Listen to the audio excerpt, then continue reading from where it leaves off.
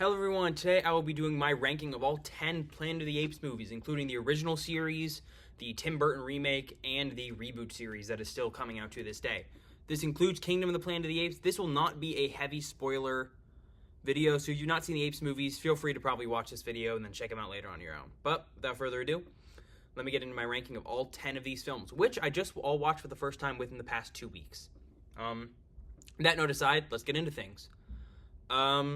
At number 10, Battle for the Planet of the Apes. This is the conclusion to the original Apes series, and it was, okay.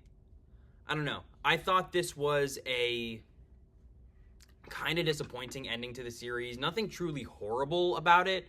Just it feels like the cheapest of the series up to this point, or just in general. It feels like a lot of the weight and themes and maturity aren't there. It feels like a lackluster kind of anticlimactic ending. It's got some decent moments. Roddy McDowell is still great as the original Caesar. There's some good moments with his son. But the human villains are so insanely weak. The conflict is just kind of messy. It just feels like there's not a lot of substance here. They're just like, oh, there's a conclusion. Let's do a big battle. And the big battle isn't even that big of a battle. It's fine. It's meh. But some decent okay stuff here and there. At number 9, Tim Burton's Planet of the Apes. Fantastic makeup and practical effects, some really good solid visuals, solid musical score. On a technical level, fantastically made movie. But the story is so incredibly weak and dull. There's no themes in there. Nothing potent, kind of boring from time to time. They make the apes more ape-like, which kind of takes away from the feel of comparing them to humans.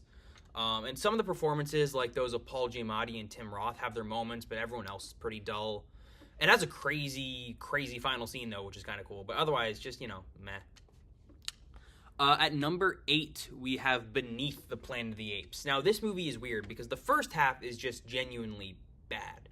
The first half is just like a retelling of the first film with a knockoff Charlton Heston. And it's just not very good, kind of boring and dull. The second half of the film is crazy as it deals with, psychic underground mutants that worship a nuke. And it is just so strange and bizarre and random. The movie's still well made on all these technical counts, but the first half is so dull and the second half is so weird. But I'd say the final 15 minutes or so of the film, where they have all the human players, all the apes players are there. It has a really dark, daring ending, some great action moments. The final 15 minutes are genuinely really good stuff. It's just a shame that the rest of the film doesn't work so well, despite still pretty consistently good visuals and makeup and effects. Number 7, Conquest of the Planet of the Apes. Now, this movie, I think, has pacing issues. It's kind of dull at times. The human characters are weak. But it's really cool seeing Roddy McDowell's Caesar rise up and seeing kind of those early blueprints for the modern Apes trilogy. I still like the main human character, the circus owner. And I think there's it all builds up to a really satisfying finale. But I think the movie gets a little undercut by its original ending that they showed in theaters. I didn't watch the version with the alternate ending, the original darker one, and I feel like it was undercut by not having the actual dark ending be the finale of the film. Number 6, Escape from the Planet of the Apes. Now, there's a pretty decent gap between the bottom 3 and then Conquest, and another pretty decent gap between Conquest and Escape. Escape is really, really interesting. It's a inverse of the original film where you have the fish out of water apes arriving on Earth. And I think it's a fun fish out of water story. There's a lot of great comedy, but it builds into great drama with some really, really strong themes. And it all builds up to a really tragic, heartbreaking, emotionally well-done finale. I think this movie has some pacing issues, like I said. It's maybe not as original as some other films, but it's got a lot of cool moments. It's great seeing Cornelius and Zira again. They're both a lot of fun. And this is a really solid Apes movie, and I'd say the best of the original sequels. Number 5, Rise of the Planet of the Apes. Taking another big gap in quality there. This film is a really great introduction to the trilogy. Solid human cast. I like the bond between James Franco and Caesar. The CGI looks amazing, and it's got some great themes about humanity and our desire to always control and perfect everything.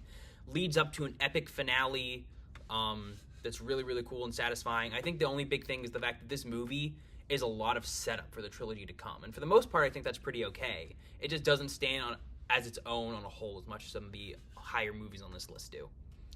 Number 4, Kingdom of the Planet of the Apes. This is the only Apes film I've seen in theaters so far. I just watched it today, and I thought this was a really, really great Apes movie. Really cool introduction in the world post the Caesar trilogy. I like the new characters. The visual effects are just as good as ever. Just a really great, entertaining movie. It has some pacing issues. It could have used a lot more of its main villain having more screen time, but it gets me excited for what's to come, and it's just a joy to watch, especially as we continue to explore and just show more of this world.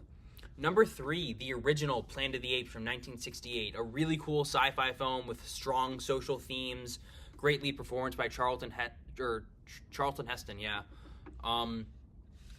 Some great practical effects and makeup and costumes for the monkeys, and some of the most iconic moments in cinema. Yeah, it's an old movie, but it's a lot of fun. It's insanely well made. This is a great film, and if you hadn't seen it, I definitely think you should.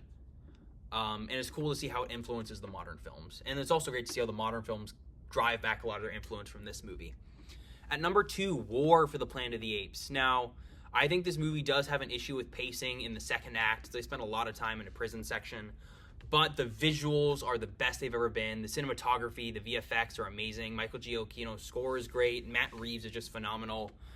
And just the way they bring this trilogy and Caesar's story to a close is so potent and well done. Andy Serkis is just as good as he's ever been. Steve Zahn's good. Woody Harrelson's good. There's a lot of great action, epic moments.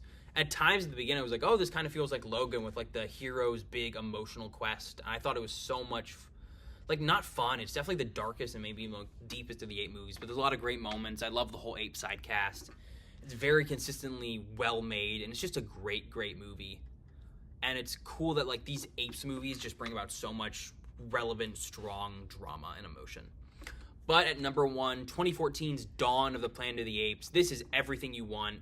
Fantastic human characters, a great story for Caesar and the Apes, a great villain with Koba, fantastic visuals and effects, a lot of great small emotional moments as well as big epic moments.